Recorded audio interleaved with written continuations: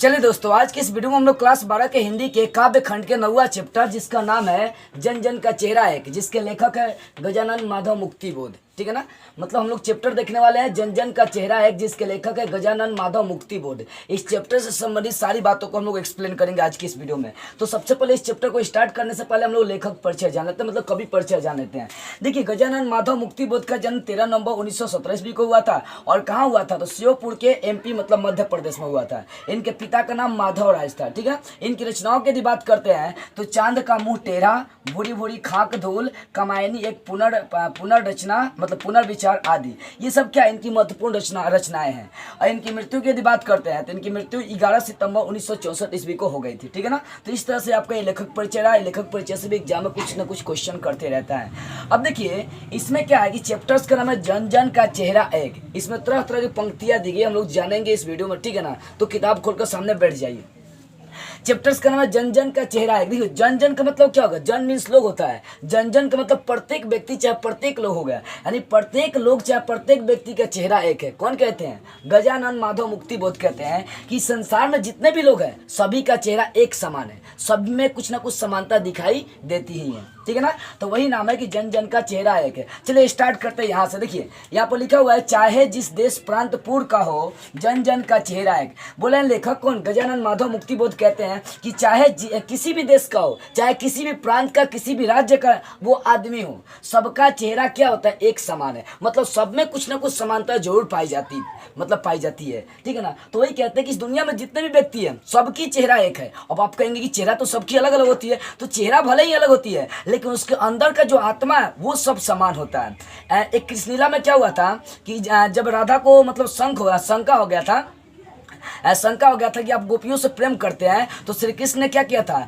वहाँ मतलब उनकी अंतरात्मा को दिखाया कि जितनी भी गोपियां हैं उन सभी के अंदर राधा ही मौजूद है। रियल में अगर देखी जाए तो ऐसा प्रमाण देखने को मिला था। ठीक है ना, तो कहने का मतलब इस दुनिया में जितने भी लोग हैं उस सबका चेहरा एक है, देखने में भले ही अलग है, उनके अंदर का आत्मा क्या एक समान है। कौन कहते हैं? गजानन माधव मुक्तिबोध जी कहते हैं। क्या कहते हैं कि चाहे जिस देश प्रांतपुर का हो, जन जन का चेहरा एक। कहते हैं चाहे आप किसी भी देश का हो, किसी भी प्रांत का हो, किसी भी महादेश का हो, सबका चेहरा एक है, जन जन का चेहरा एक, यानी प्रत्येक व्यक्ति का चेहरा एक है। आगे देखिए, एशिया की, यूरोप की,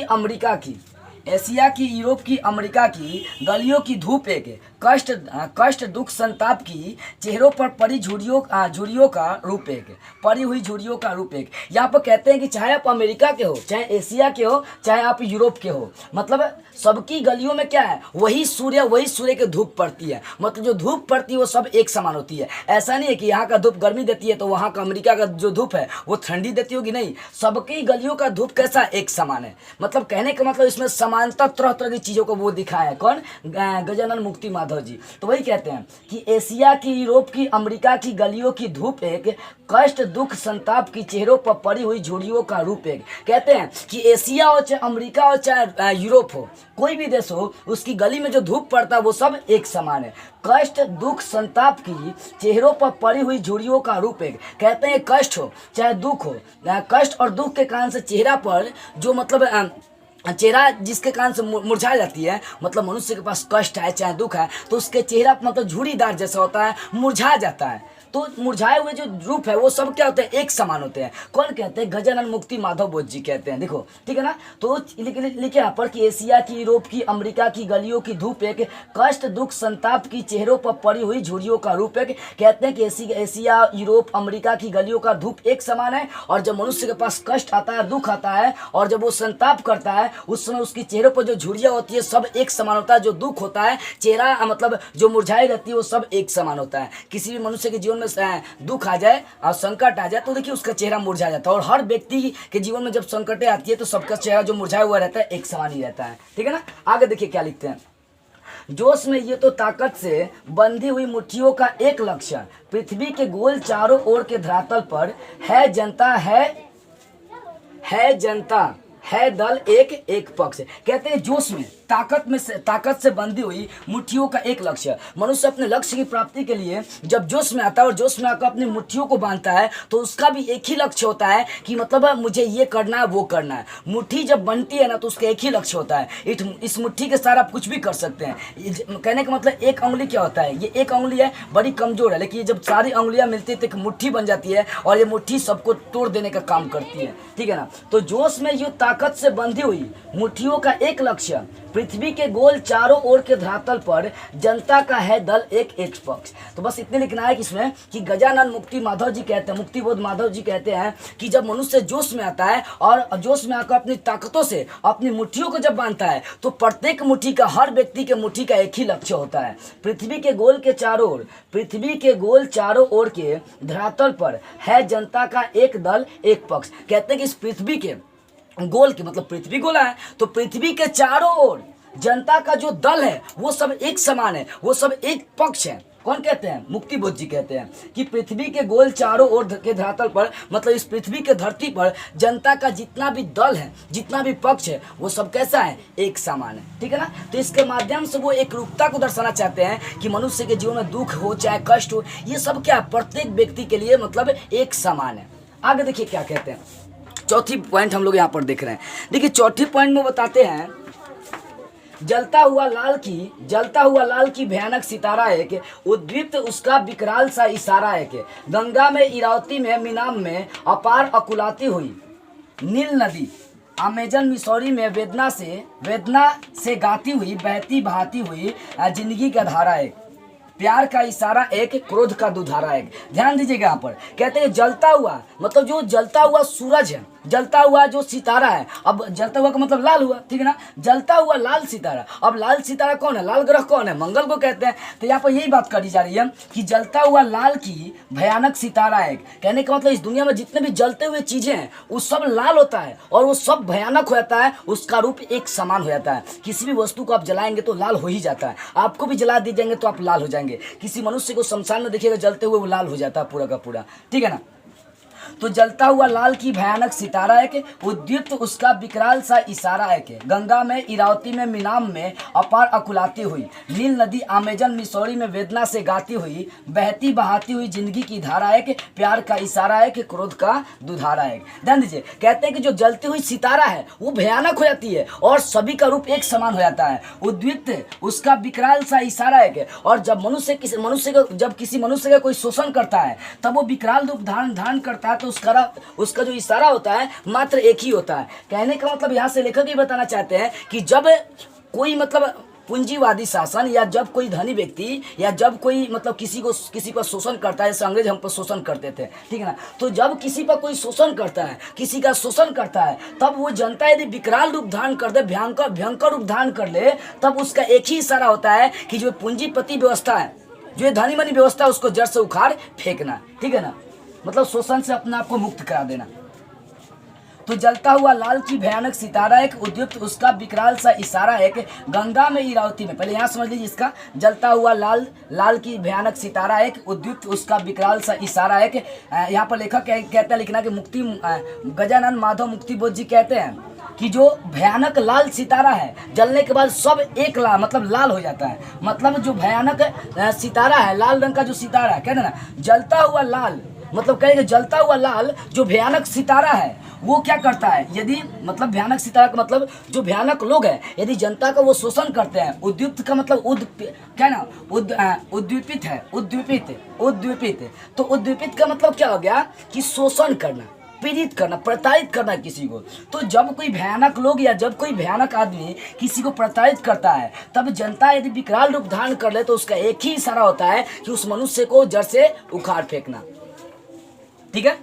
तो जलता हुआ लाल की भयानक सितारा एक, उद्दीपित उसका विकराल सा इशारा एक। लिखना कि यहाँ पर लेखक कहते हैं कि जो जलता हुआ सितारा है वह भयानक रूप धारण करता है, उसका रूप एक ही होता है। जितनी भी जलती हुई सितारा है वो जलने के बाद लाल हो जाती है, सबका रूप एक ही होता है और उसका एक ही रूप है, मतलब एक ही रूप होता है। उद्दीपित उसका विकराल सा इशारा है कि कहने का मतलब है जिस पर लोग मतलब जिसको प्रताड़ित करते हैं, प्रीत करते हैं, यदि वो जनता विकराल रूप धारण कर दे तो उसका एक ही इशारा होता है कि क्या करना, पूंजीपति जो दमनपति लोग हैं उसको जड़ से उखाड़ फेंकना। ठीक है, आगे देखिए।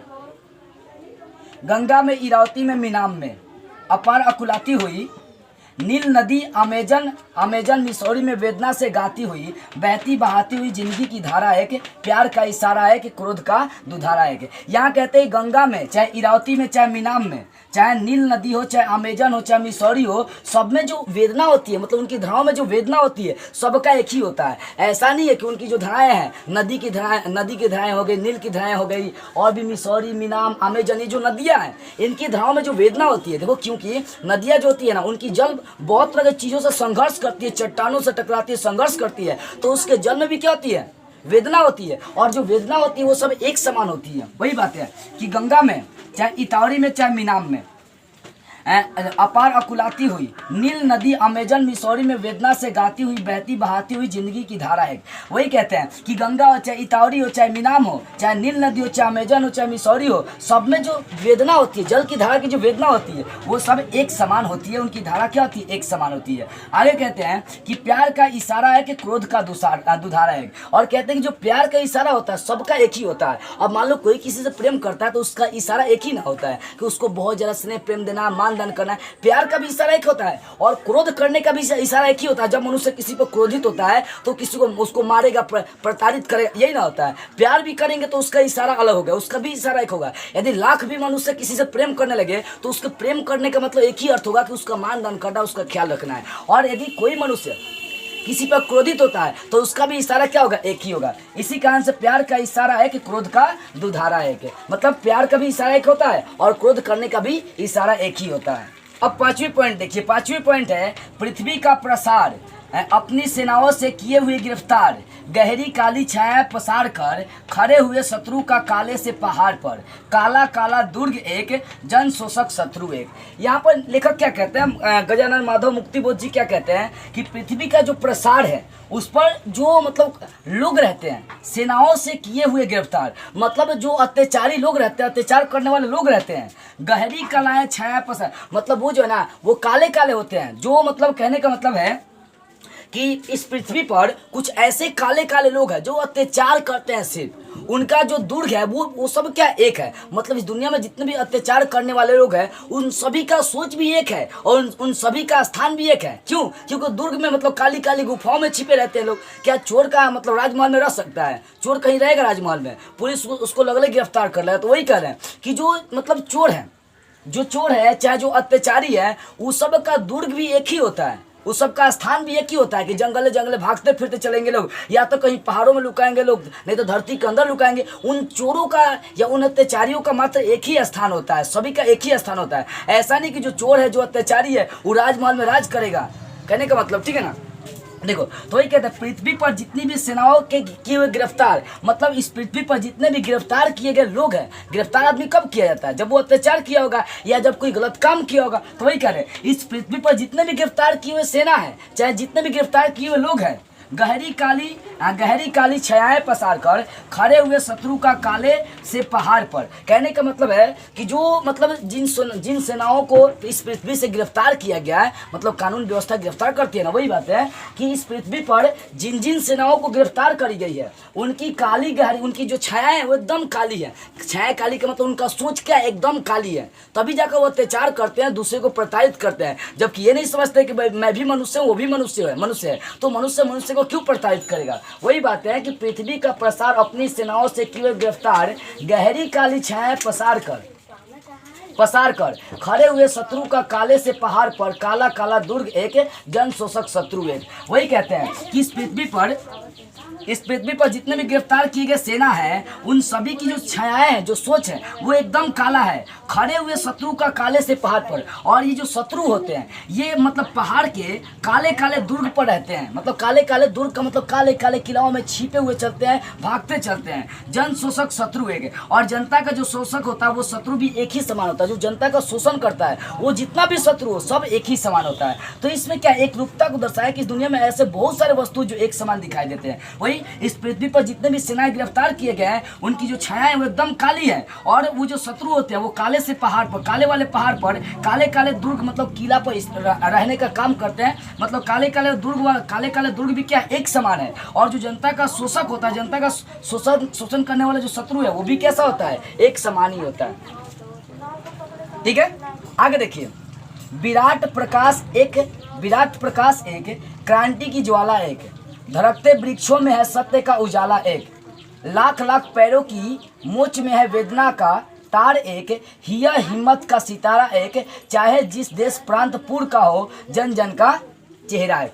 कहते हैं कि इस दुनिया में जितने विराट प्रकाश है, चाहे क्रांति की ज्वाला, वो सब एक है, कि जितना भी विराट प्रकाश हो गया, चाहे क्रांति की ज्वाला, वो सब एक समान है, सभी का एक ही उद्देश्य होता है। धड़कते वक्षों में है सत्य का उजाला एक, और जो सत्य के उजाले के लिए आदमी संघर्ष करता है, अपने अंदर मतलब सत्य की रास्ता धड़काता है, वो सबका उजाला क्या होता है, एक ही होता है। मतलब सत्य का हमेशा उजाला एक ही होता है। जैसे गांधी जी सत्य और हिंसा का नारा लगाते तो उनका उजाला एक ही जैसा था, तो सत्य के रास्ते में जितना भी लोग चलेंगे उनका उजाला एक ही समान होगा। तो ही विराट जो प्रकाश है और जो क्रांति है, सबकी ज्वाला एक समान है, और जो सत्य के रास्ते पर चलते हैं उनका उजाला भी एक समान है। लाख लाख पैरों की मोच में, लाख लाख पैरों की मोच में है वेदना का तार एक। कह रहे हैं मतलब यदि लाखों लोगों के पैरों में मोच भी आ जाए ना, तो जो उनके पैरों में वेदना होगी वो सब एक समान है। मान लो कि आपके पैर में दर्द हो रही है, किसी और के भी पैर में दर्द हो रही है, तो सबका जो दर्द होगा, वेदना, वो सब तो एक ही समान होगा। भले मनुष्य का चेहरा अलग है, लेकिन उसके अंदर की बहुत सारी जो मतलब ऐसी वृत्तियां हैं जो एक समान देखने को लगती है। ठीक है ना, यहाँ पर कहते हैं चेहरा एक, मतलब मनुष्य का जो है ना चेहरा एक है। ठीक है, तो वही बात है, लाख लाख पैरों की मोच में है वेदना का तार एक, यानी लाख लाख, यदि मनुष्य, यदि लाखों मनुष्य के पैर में मोच आ जाए, मतलब दर्द होने लगे, तो उनका जो वेदना होगा वो सब एक समान है। हिया हिम्मत का सितारा एक, चाहे जिस देश प्रांतपुर का हो जन जन का चेहरा एक। कहते हैं कि मनुष्य जब संकट के मुसीबत में जब हिम्मत लाता है तो सब हिम्मत भी एक समान ही होता है, चाहे वो जिस देश का हो, चाहे किसी भी प्रांत का हो, और उनका जन जन का चेहरा एक, मतलब इस संसार में जितने भी मनुष्य हैं उन सभी का चेहरा एक समान ही होता है। ठीक है ना, मतलब इस संसार में जितने मनुष्य, उनका हिम्मत भी एक समान है, और वो चाहे किसी भी देश का हो, किसी भी महादेश का हो, किसी भी राज्य का हो, उनमें सभी व्यक्ति का चेहरा, मतलब उनके अंदर की बहुत सारी वृत्तियां एक समान होती है। 8वीं पॉइंट देखिए। एशिया के, यूरोप के, अमेरिका के भिन्न भिन्न वास स्थान, भौगोलिक ऐतिहासिक बंधनों के बावजूद सभी और हिंदुस्तान, सभी और हिंदुस्तान। यहाँ पर कहते हैं एशिया हो, चाहे यूरोप हो, चाहे अमेरिका हो, इन सभी के अलग अलग स्थानों पर भौगोलिक ऐतिहासिक बंधनों के बावजूद, इनके पास भौगोलिक और ऐतिहासिक बंधन, मतलब वो अपने द्वारा बनाए गए बंधन है, लेकिन वहाँ पर सिर्फ हिंदुस्तान और हिंदुस्तान ही दिखाई देता है। कहने का मतलब वहाँ का जो प्रेम का बंधन है, जो रहन सहन का बंधन है, वो सब हिंदुस्तान के जैसा दिखाई देता है। तो वही कहते हैं कि एशिया, चाहे यूरोप, चाहे अमेरिका के अलग अलग स्थान पर ऐतिहासिक और भौगोलिक बंधन से हटकर कुछ ऐसे बंधन है जो हिंदुस्तान और हिंदुस्तान को दिखाने का काम करती है। अगली पॉइंट है, सभी और बहनें हैं, सभी और बहनें हैं, सभी और भाई है, सभी और कन्हैया ने गाय चराई है, जिंदगी की मस्ती की अकुलाती भोर एक, बंसी की धुन सभी और एक। कहते हैं कि सभी और बहनें हैं, लेकिन आई गजानन माधव मुक्ति बोध जी कहते हैं कि सभी और बहनें हैं और सभी और भाई हैं। मतलब इस दुनिया में जितने भी बहनें हैं वो सब एक समान है, जितने भी भाई है वो सब एक समान है।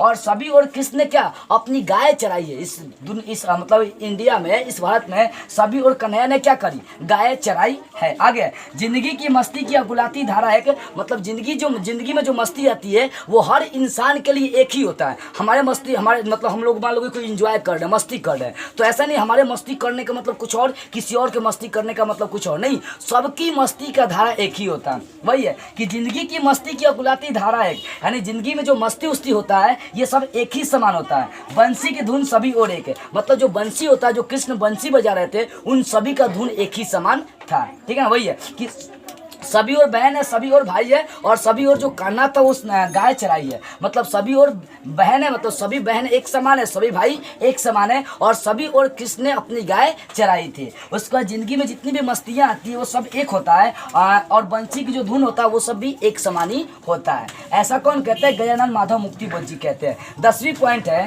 दानव दुरात्मा एक, मानव की आत्मा एक, शोषक और खूनी और चोर एक, जन जन के शीर्ष पर शोषण का खड्ग अति घोर एक, दुनिया के सभी हिस्सों में चारों ओर जन जन का युद्ध एक। कह रहे हैं कि जो दानव होते हैं दुरात्मा, दानव किसे कहते हैं? जो पाश्विक प्रवृत्ति को अपनाते हैं, जो पशु वाले गुण को अपनाते हैं उसे दानव कहते हैं। और दुरात्मा का मतलब जिसके अंदर गलत मतलब आचरण आ गया हो, जिसके अंदर मतलब गलत रास्ते पकड़ ले, उसे दुरात्मा कहते हैं। कहते हैं ना कि इसके अंदर दुरात्मा, अलग से आत्मा आ गया है, गलत विचार पैदा हो गया, उसको दुरात्मा कहते हैं। तो कह रहे हैं कि जो दानव होता है, जो दुरात्मा होता है, दोनों एक ही सिक्का के पहलू है, दोनों एक समान ही है, दोनों का कार्य भी एक ही होता है। तो वही कहते हैं दानव और दुरात्मा भी एक समान है। और जो मानव की आत्मा है, हमारे अंदर की जो आत्मा है, वो सब एक समान ही है। शोषक और खूनी और चोर एक। कहते हैं इस दुनिया में जितने भी शोषण करने वाले हैं, चाहे जो खूनी है चाहे जो चोर है, वो सब एक ही समान है। शोषण करने वाला भी भागता फिरते रहता है, खून करने वाला भी भागता फिरता रहता है, और जो चोर रहता है वो सभी भागता फिरता रहता है। यानी कहते हैं यहाँ पर कि शोषक हो चाहे खूनी हो चाहे चोर हो, ये सब एक समान है। जन जन के शीर्ष पर शोषण का खड्ग अति घोर एक। कहने की जन जन के शीर्ष पर मतलब जनता के शीर्ष पर जो शोषण जिस खड्ग के द्वारा, जिस तलवार के द्वारा शोषण करते हैं, वो सब तलवार भी एक ही समान होता है। मान लो कि आपके पास जो तलवार है उससे किसी का गर्दन काटते हैं, दूसरे के पास जो तलवार है वो तलवार तो एक ही समान ना होगा। तो वही कहते हैं कि जनता के शीर्ष पर, सर पर, मतलब जनता के शीर्ष पर चाहे जनता का शोषण जिस खड्ग से, जिस तलवार से किया जाता है, वो सब तलवार एक समान है। आगे, दुनिया के सभी हिस्सों में चारों ओर जन जन का युद्ध है। कह रहे कि इस दुनिया के मतलब किसी भी हिस्से में चल जाओ, जो युद्ध होती है वो युद्ध क्या होता है? एक समान ही होता है। दुनिया का किसी भी भाग में यदि युद्ध होगी तो सारा वो युद्ध एक ही समान होता है। तो इस तरह से अभी तक 10 पॉइंट क्लियर हो गया। इसका 1 से 2 पॉइंट और बाकी, जरा उसको भी हम लोग अब देख लेते हैं। देखिए अगली पॉइंट क्या, अगली पॉइंट है मस्तक की महिमा और अंतर की उष्मा से उठती है ज्वाला अति क्रुद्ध एक, संग्राम का घोष एक, जीवन का संतोष एक, क्रांति का निर्माण का विजय का सेहरा एक, चाहे जिस देश प्रांत पूर्व का हो जन जन का चेहरा एक।